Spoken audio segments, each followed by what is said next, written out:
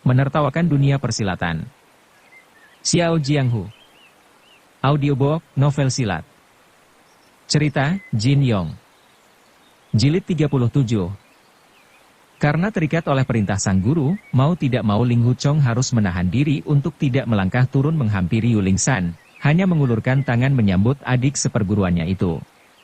Baru setelah Yuling San menyambut tangannya, Ling Huchong segera menarik gadis itu ke atas. Seluruh tubuh Yuling San tampak penuh dengan salju. Dahi sebelah kirinya juga terlihat memar dan sedikit lecet. "Hah, apakah kau, ucap Ling Huchong dengan nada khawatir. Yuling San menjawab dengan wajah hampir menangis, "Aku tadi jatuh terpeleset sehingga nasi yang kubawa jatuh ke jurang. Malam ini kau terpaksa harus kelaparan." Ling Huchong terharu mendengarnya.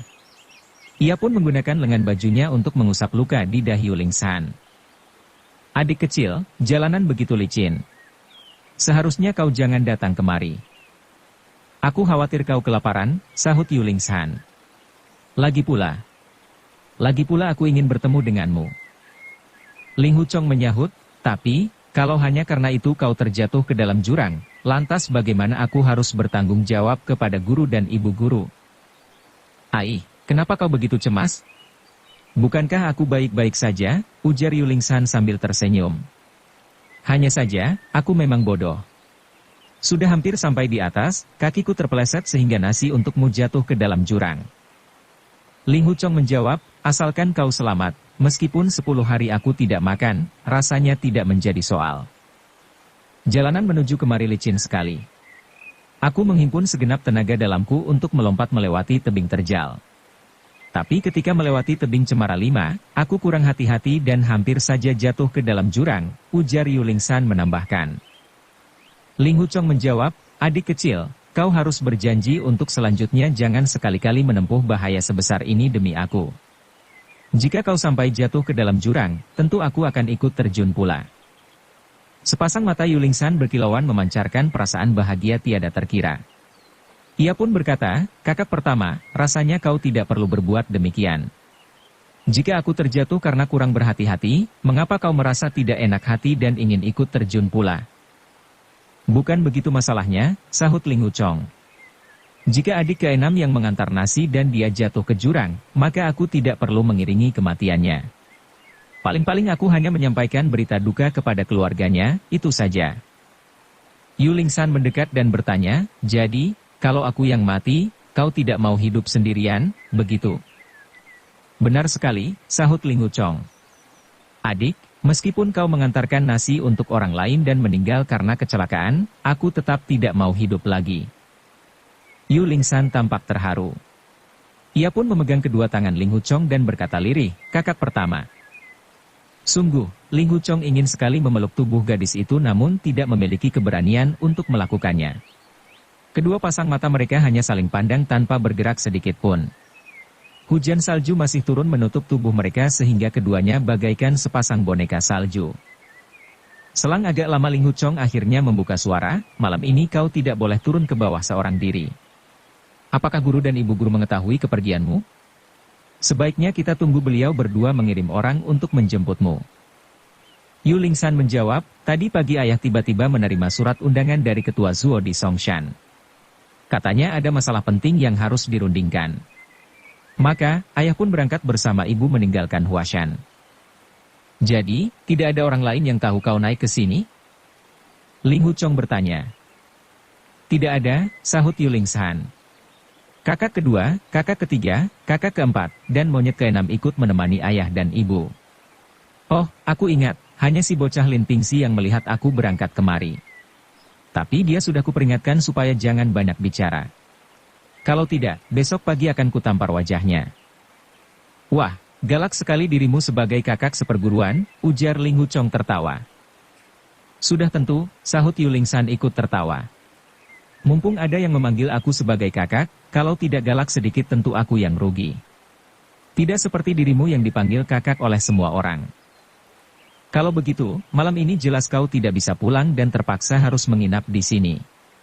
Besok pagi baru bisa turun ke bawah," ujar Ling Huchong sambil menggandeng tangan gadis cantik itu masuk ke dalam gua. Gua tersebut sangat sempit, hanya cukup untuk meringkuk 2 orang saja tanpa banyak tersisa tempat lagi. Keduanya pun mengobrol sampai larut malam. Sampai akhirnya Yulingsan merasa kedua matanya sudah berat dan ia pun jatuh tertidur. Khawatir gadis itu masuk angin, Ling Huchong pun menanggalkan mantel hangatnya untuk kemudian diselimutkan ke tubuh Yulingsan. Dari pantulan cahaya salju yang putih kemilau, samar-samar Ling Huchong bisa memandang wajah cantik gadis itu yang sedang tertidur pulas. Perhatian adik kecil kepadaku semakin dalam. Meskipun tubuhku hancur lebur demi untuknya, aku rela. Dalam keheningan malam Ling Huchong merenungi nasib hidupnya. Aku kehilangan kedua orang tuaku sejak kecil. Beruntung aku bertemu guru dan ibu guru yang mengasuh dan memperlakukan diriku bagaikan anak sendiri. Aku pun menjadi murid kepala di perguruan Huashan. Bukan hanya karena aku masuk perguruan lebih dahulu, juga karena ilmu silatku paling tinggi dibanding dengan yang lain. Suatu hari nanti guru pasti akan mewariskan perguruan kepadaku. Bahkan, adik kecil juga sedemikian baiknya kepadaku, tentu aku akan semakin berhutang budi kepada guru sekeluarga. Sampai mati pun aku tidak akan bisa membalas kebaikan guru, ibu guru, dan adik kecil. Namun sebaliknya, aku justru sering membuat guru dan ibu guru marah. Aku harus berubah menjadi lebih baik dan mengubah semua kebiasaan burukku. Jika tidak, tentu aku akan mengecewakan guru dan ibu guru, juga adik kecil. Tiba-tiba terdengar suara Yulingsan berseru, "Bocah bermargalin, kau tidak menuruti perintahku, ya? Sini, biar kuajar kau." Ling Huchong terperanjat. Dilihatnya sepasang mata gadis itu masih tertutup rapat. Napasnya juga masih teratur. Dalam hati ia merasa geli, ternyata adik kecil hanya mengigau. Baru kali ini ia mendapat adik seperguruan sehingga bersikap agak berlebihan. Pasti adik Lin sudah kenyang disuruhnya ke sana kemari, sampai-sampai terbawa ke dalam mimpi. Dalam bayangan asmara. Semalam suntuk Ling Huchong berjaga di sisi Yulingsan. Sedikit pun ia tidak tidur sama sekali. Yulingsan sendiri sangat letih sehingga tidur semalaman, sampai hari mulai terang barulah ia bangun kembali. Begitu melihat Ling Huchong sedang memandangi dirinya sambil tersenyum, ia pun balas tersenyum sambil menguap, "Kakak pertama, kau sudah bangun sejak pagi tadi?" Ling Huchong tidak mengatakan kalau dirinya berjaga semalaman. Ia hanya menjawab dengan tertawa, "Semalam kau mimpi apa? Apa kau bermimpi menghajar adik Lin?" Yulingsan terdiam sejenak mengingat-ingat mimpinya semalam. Ia kemudian tertawa dan berkata, "Wah, kau pasti mendengar aku mengigau, ya?" Si bocah Lin Pingsi itu memang keras kepala. Ia tidak mau menuruti kata-kataku. Aku kesal sekali, sampai-sampai memaki dia di dalam mimpi. Ling Huchong bertanya, memangnya dia melakukan kesalahan apa? Dalam mimpi aku menyuruhnya berlatih pedang di tengah air terjun mengiringi diriku. Tapi dia selalu saja menolak dengan berbagai alasan. Aku lantas membujuknya mendekati air terjun, dan kemudian kudorong tubuhnya hingga tercebur ke bawah, jawab Yulingsan. "Wah, mana boleh begitu," ujar Ling Huchong. "Kalau terjadi apa-apa dia bisa celaka." "Ah, hanya mimpi saja, kenapa harus khawatir?" sahut Yulingsan. "Memangnya kau kira aku benar-benar begitu kejam dan membunuh orang?" Ling Huchong berkata, "Apa yang terpikir pada siang hari, bisa terjadi di dalam mimpi. Tentu pada waktu siang kau berpikir ingin membunuh adik Lin, sehingga terbawa ke dalam mimpi pada malam harinya." Yulingsan mendengus dan menjawab, "Bocah bermargalin itu sangat tidak berguna. Sudah 3 bulan berlatih jurus-jurus dasar perguruan kita, tapi satu jurus pun belum bisa dikuasainya. Tapi sebenarnya ia sangat giat dalam berlatih. Siang berlatih, malam juga berlatih. Sampai-sampai orang-orang kesal melihatnya. Jika aku ingin membunuhnya maka aku tidak perlu repot-repot harus memikirkannya. Sekali cabut pedang aku bisa membereskannya."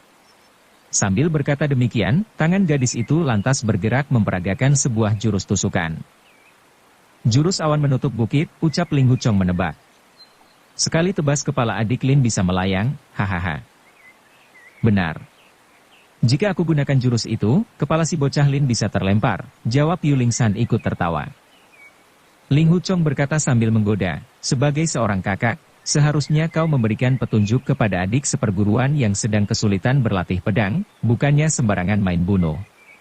Andai saja guru memiliki 100 murid baru, tentu dalam waktu singkat 99 orang akan mati di tanganmu.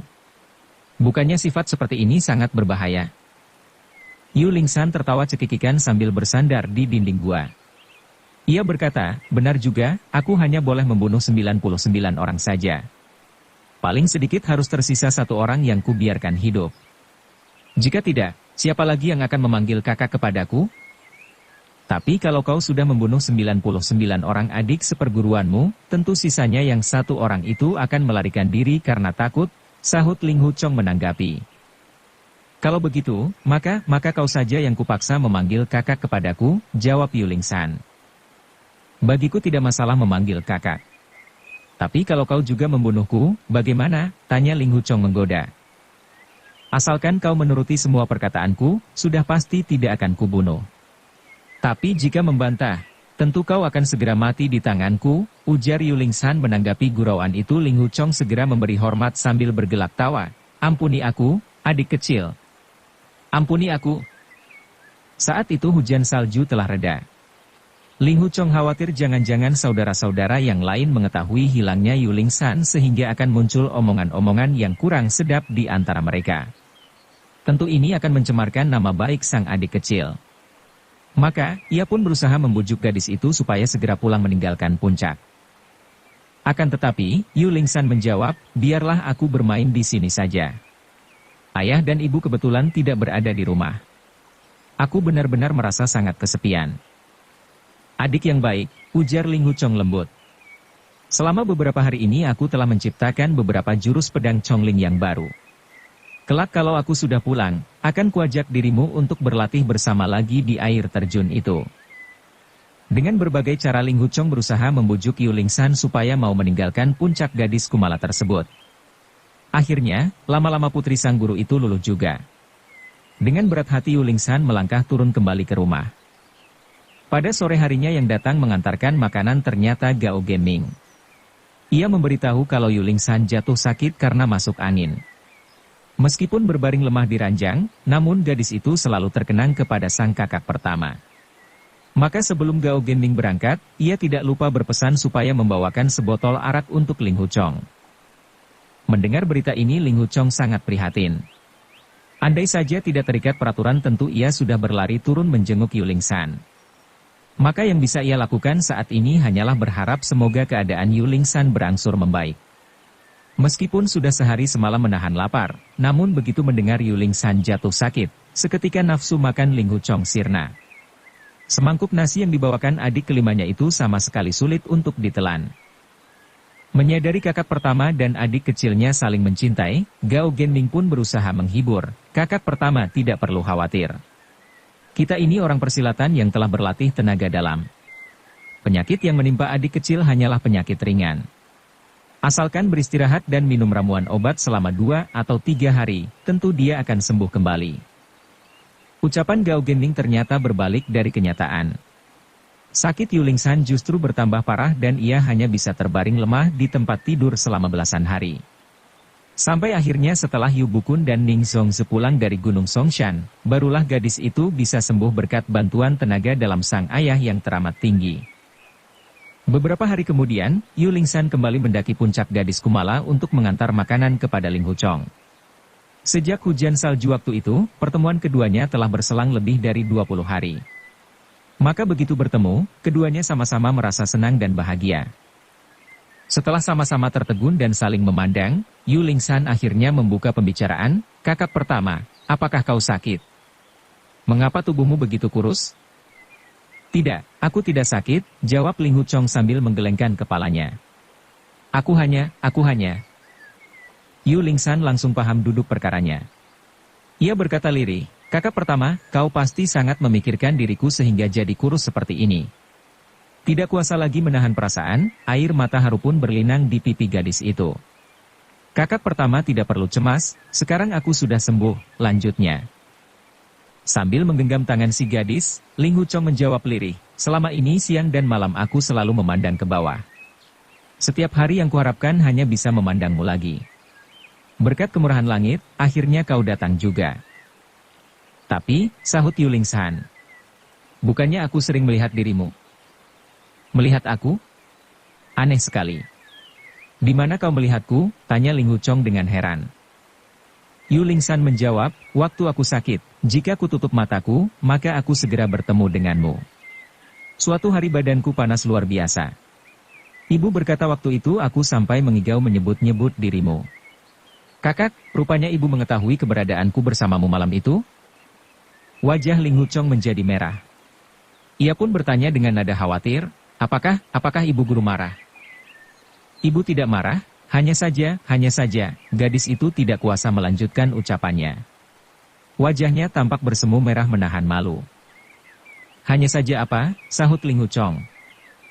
Ah, aku tidak mau menerangkannya, jawab Yu Lingsan melihat wajah Yu Lingsan yang serba salah. Jantung Ling Huchong terasa berdebar. Pemuda itu segera mengalihkan pembicaraan, adik kecil, kau ini baru saja sembuh. Seharusnya jangan naik ke sini pagi-pagi begini.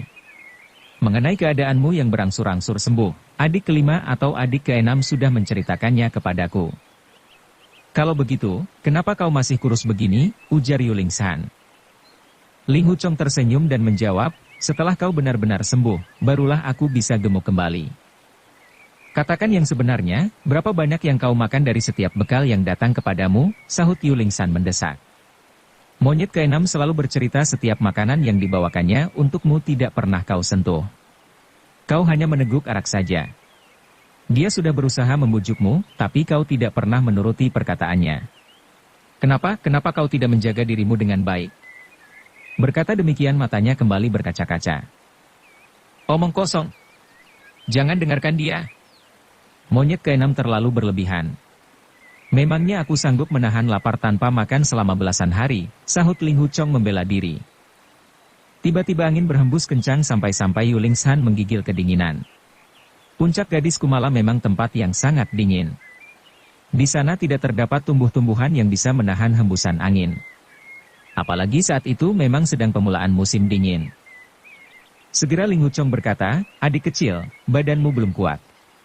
Sebaiknya kau lekas pulang saja. Lain kali jika hari sudah cerah dan matahari bersinar gemilang barulah kau boleh datang lagi menjenguk aku. Tidak, aku tidak kedinginan, kata Yu Lingsan. Sekarang ini sudah musim dingin. Kalau tidak turun salju, ya angin bertiup kencang. Kalau menunggu matahari bersinar terang, sampai kapan kita bisa bertemu lagi? Ling Huchong menjadi cemas. Tapi, kalau sampai kau jatuh sakit lagi, tentu aku. Melihat wajah sang kakak pertama sedemikian pucat, dalam hati Yu Lingsan berpikir, kalau aku sakit lagi, tentu dia akan ikut sakit pula. Apalagi dia sendirian di sini tentu sakitnya akan semakin parah. Tidak boleh, aku tidak boleh membuatnya menderita seorang diri di puncak terpencil ini. Maka, gadis itu kemudian berkata, baiklah, aku akan pulang. Jaga dirimu baik-baik. Jangan banyak minum arak. Akan kusampaikan kepada ayah bahwa badanmu lemah dan perlu diberi makanan yang lebih bergizi. Ah, tidak perlu melanggar peraturan, ujar Ling Huchong. Beberapa hari lagi aku juga akan gemuk kembali. Adik manis, adik sayang, kau lekas pulang saja. Kau panggil aku apa? Sahut Yu Lingsan dengan wajah bersemu merah. Ia memandang wajah kakak pertamanya itu dengan tatapan penuh arti. Ling Huchong menjadi rikuh dan menjawab dengan nada malu, aku hanya bicara tanpa berpikir dulu. Adik kecil jangan marah. Mengapa harus marah? Sahut Yu Lingsan. Aku justru senang kau panggil demikian. Ling Huchong merasakan kehangatan mengisi rongga dadanya. Rasanya ingin sekali ia maju dan memeluk tubuh Yu Lingsan. Namun kemudian terlintas dalam benaknya betapa putri gurunya itu sungguh agung laksana Dewi Kahyangan yang tidak boleh diperlakukan secara kasar. Maka, pemuda itu hanya bisa berkata, adik kecil, jika nanti turun ke bawah hendaknya kau berjalan dengan hati-hati. Jangan nakal seperti biasanya. Kalau letih sebaiknya istirahat dulu. Tidak mau, jawab Yu Lingsan dengan nada manja. Ia kemudian berjalan perlahan menuju jalan setapak di tepi tebing, namun kemudian berhenti dan berdiri di ujung jalan tersebut tanpa melangkah turun. Sepasang matanya yang indah beradu pandang dengan mata Ling Huchong. Hingga waktu yang cukup lama mereka berdua hanya saling berpandangan tanpa membuka suara. Sampai akhirnya si pemuda membuka suara, berangkatlah, adik kecil. Sudah saatnya kau harus pulang. Yu Lingsan mengangguk. Kali ini ia benar-benar melangkah turun meninggalkan puncak gadis Kumala. Selama sehari Ling Huchong merasa gembira dan hatinya berbunga-bunga. Sungguh suatu perasaan menggelora yang belum pernah ia rasakan sebelumnya. Sambil duduk di atas batu tanpa terasa ia tertawa sendiri. Kemudian ia pun berteriak panjang, yang suaranya sampai menggema berkumandang di lembah pegunungan tersebut. Suara teriakannya seolah mengutarakan kebahagiaan yang sedang menyelubungi hatinya. Esok paginya salju kembali turun. Kali ini Yu Lingsan tidak datang, dan yang mengantarkan makanan adalah si monyet keenam alias Lu Dayou. Dari adik seperguruannya itu Ling Huchong mendapat kabar tentang kesehatan Yu Lingsan yang semakin pulih. Sudah tentu ia pun bertambah senang. Selang 20 hari kemudian, Yu Lingsan kembali datang dengan membawa sekeranjang bacang. Setelah berpandang-pandangan cukup lama dengan Ling Huchong, gadis itu lantas membuka suara, "Benar juga, kau sekarang terlihat lebih gemuk. Kau sendiri juga sudah pulih sepenuhnya," sahut Ling Huchong sambil tersenyum begitu melihat wajah Yu Lingsan tampak segar dan berseri-seri. "Melihat keadaanmu sekarang, aku sungguh merasa senang." "Kakak, aku sudah lama tidak menjengukmu." "Apakah kau marah padaku?" tanya Yu Lingsan. Ling Huchong hanya tertawa sambil menggelengkan kepala. Yu Lingsan pun melanjutkan, "Setiap hari aku mendesak ibu supaya diperbolehkan mengantar nasi untukmu. Tapi ibu selalu melarang dengan alasan udara di puncak sangat dingin. Kalau aku ke sini bisa-bisa jiwaku terancam." Kemudian aku menjawab, "Kakak pertama siang dan malam berada di puncak sendirian, mengapa aku tidak boleh?" Kata ibu, "Tenaga dalam kakak pertama jauh lebih tinggi dariku, tentu saja lebih kuat bertahan di sini." "Kakak, ibu telah memujimu, apakah kau senang?" Ling Huchong mengangguk dan berkata, "Aku sangat rindu pada guru dan ibu guru. Aku berharap bisa lekas-lekas kembali dan bertemu beliau berdua. Kemarin seharian aku membantu ibu membungkus bacang," lanjut Yu Lingsan. "Dalam hati aku ingin sekali membawakan beberapa untukmu. Ternyata hari ini aku belum sampai meminta, ibu sudah menyiapkan sekeranjang untukmu." Ibu berkata, "Berikan ini kepada Chong Er." Benar-benar mengejutkan bagiku. "Oh, ibu guru sungguh baik kepadaku," sahut Ling Huchong terharu. "Ya, bacang ini masih hangat. Silakan dicoba sekarang," ujar Yu Lingsan sambil menjinjing keranjangnya masuk ke dalam gua. Di sana ia membuka 2 buah bacang yang dibungkus daun bambu. Ling Huchong langsung mencium aroma lezat yang ditebarkan makanan tersebut. Begitu Yu Lingsan menyodorkan sebuah di tangannya, tanpa pikir panjang Ling Huchong langsung meraih dan melahapnya. Nikmat sekali rasanya, meskipun tidak mengandung daging. Makanan tersebut dibuat dari campuran jamur, kacang, tahu dan bahan-bahan lainnya. "Bacang ini dibuat dari jamur hasil petikanku bersama si Lin kecil," ujar Yu Lingsan.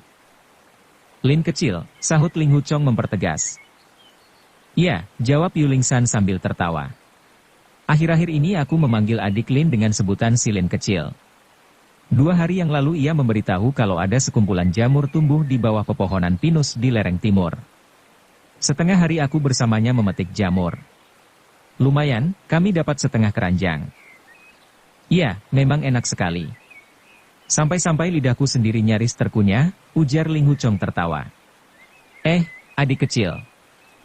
Sekarang ini apa kau sudah tidak lagi memaki-maki adik Lin?" "Tetap saja," sahut Yu Lingsan. "Asalkan dia tidak menuruti perkataanku pasti akan segera kumaki-maki. Hanya saja, akhir-akhir ini dia menjadi lebih baik. Lebih penurut. Aku juga mulai memuji dia. Kalau latihan pedangnya benar, tentu dia akan kupuji. Hei, Lin kecil, latihanmu sudah cukup bagus. Tapi masih kurang. Ayo, latihan lagi. Latihan lagi." Begitu kataku. "Oh, jadi kau yang mengajarkan ilmu pedang kepadanya?" tanya Ling Huchong. "Begitulah, Lin kecil kalau bicara menggunakan logat Fujian yang kental sehingga kurang bisa dipahami saudara-saudara yang lain," jawab Yu Lingsan. "Karena aku pernah menyamar dan tinggal di dekat Fuzhou, maka ayah menyuruhku memberikan petunjuk-petunjuk berlatih pada Lin kecil jika waktuku senggang. Ya, aku sendiri beberapa hari ini tidak boleh menemuimu sehingga punya banyak waktu untuk mendampingi latihannya. Sebenarnya dia tidak terlalu bodoh. Kemajuan ilmu silatnya lumayan pesat." Bersambung ke jilid 38. Dukung kami dengan subscribe, follow, like, komen dan share. Terima kasih.